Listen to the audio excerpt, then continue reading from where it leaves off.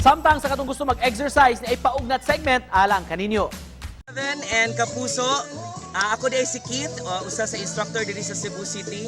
Tuluan ta mo o quick exercise kung naa mo sa jogging area.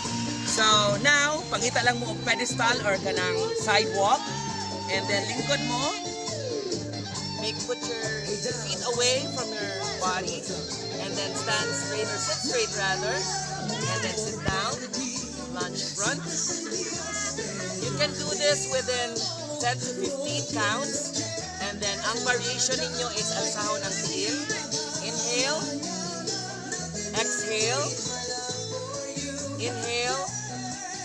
And exhale. And up. Rotate shoulders and just walk side to side. And shoulder roll. Inhale up.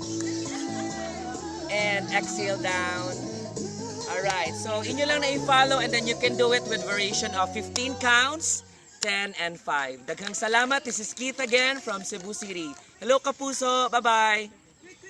Perfect ni Sil samtang naka-stay at home kadaghanan. Yes, makamingaw man ang group exercise pero pwede ra gihapon na virtually mga kapuso.